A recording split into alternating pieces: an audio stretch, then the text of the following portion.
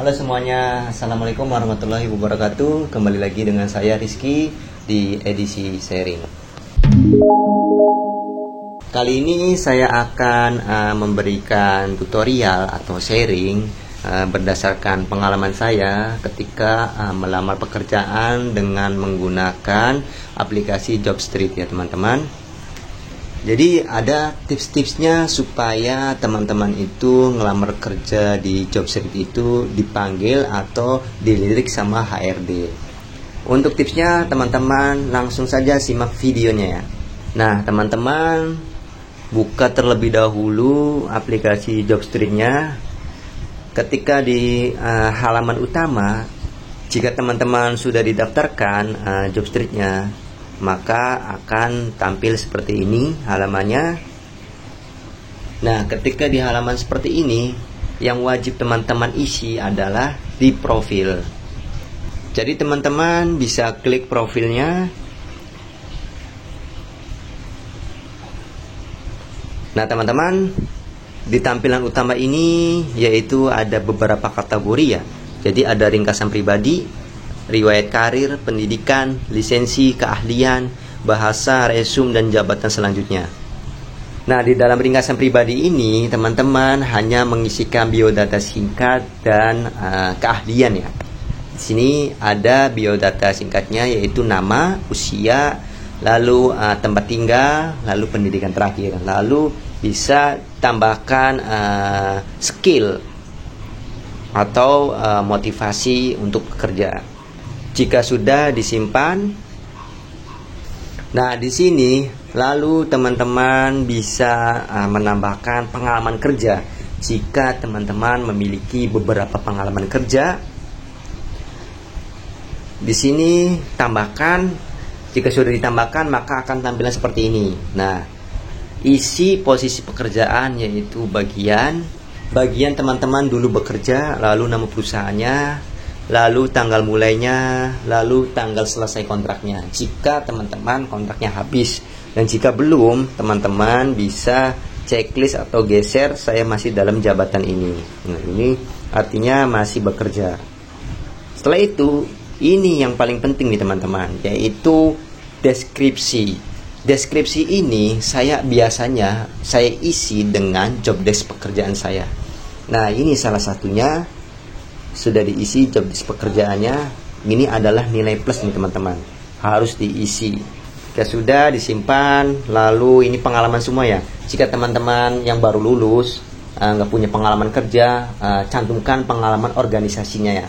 Nah di situ sama persis. Jadi bagian organisasinya menjadi apa, anggota atau ketua, lalu job desk keorganisasiannya sebagai apa, lalu dari periode tahun berapa sampai tahun berapa. Sama ya, harus diisi ya, jangan kosong nih teman-teman. Untuk yang baru lulus juga harus diisi. Lalu di sini di pendidikan kita bisa tambahkan 2 atau 1 ya, terserah teman-teman. Misalkan teman-teman lulusannya cuma SMK, bisa 1 aja, lulusan SMK mana. Jika teman-teman lulusannya S1 atau D3, bisa cantumkan 2 ya, SMK dan D3 nya atau SMK dan S1 nya. Nah, jika teman-teman punya lisensi, yaitu punya kursus atau kursus listrik K3 atau kursus forklift, teman-teman bisa cantumkan lisensi sertifikatnya.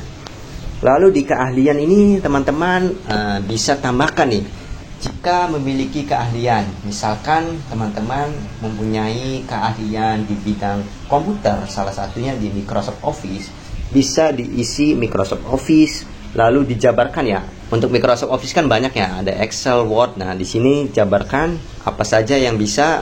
Lalu teman-teman bisa juga menambahkan keahlian selain di bidang kayak misalkan Office. Teman-teman misalkan keahliannya di bidang Pancasilat atau negosiasi. Nah, ini teman-teman bisa mencantumkan di sini juga.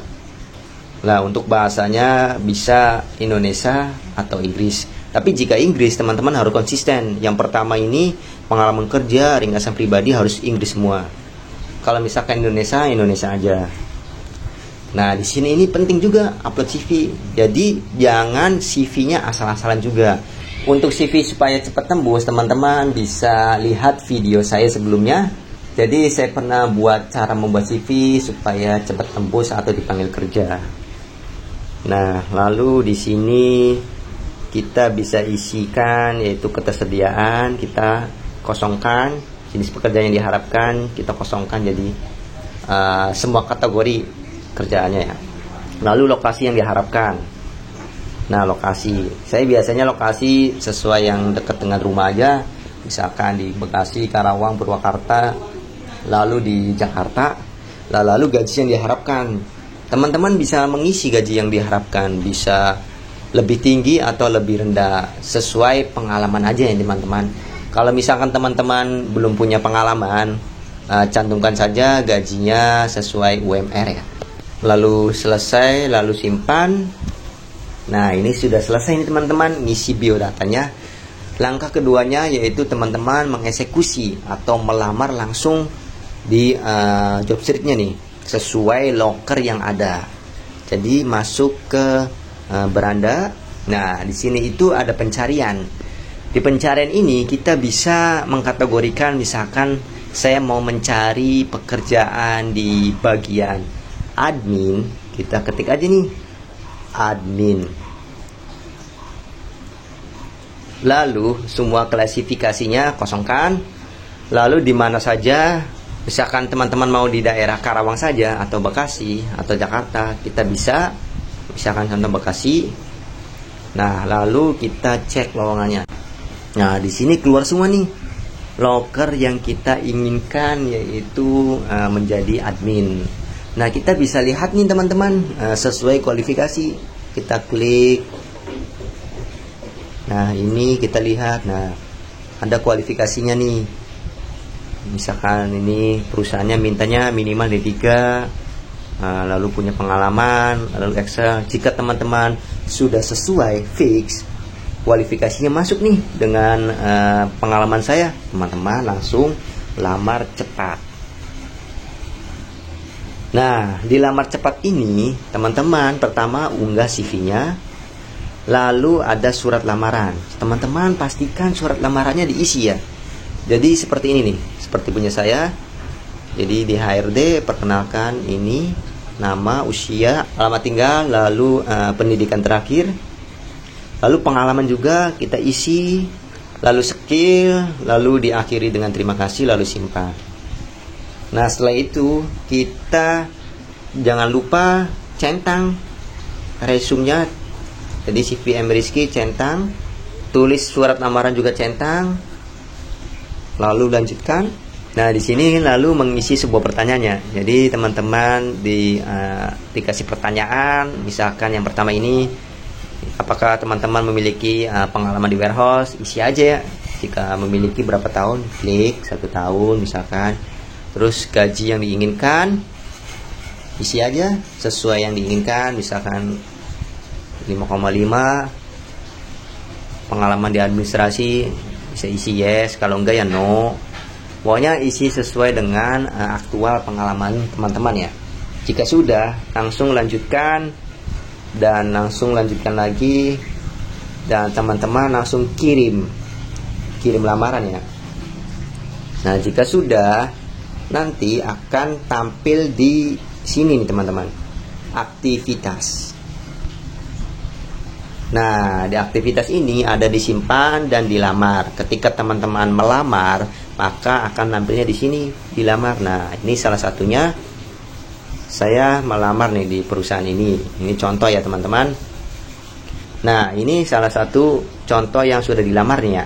Misalkan yang di atas nih ya, dilamar melalui Jobstreet pada tanggal 4 September 2024. Lalu di sini kalau lamaran teman-teman di Jobstreetnya dilihat HRD, maka statusnya juga dilihat oleh HRD. Nah, seperti itu ya teman-teman, cara melamar pekerjaan dengan menggunakan aplikasi Jobstreet. Jadi pastikan teman-teman jangan ngasal isi biodata di Jobstreet, pastikan sesuai dengan pengalaman supaya teman-teman cepat dipanggil kerjanya. Oke, cukup sekian video sharing saya. Semoga video ini bermanfaat dan assalamualaikum warahmatullahi wabarakatuh.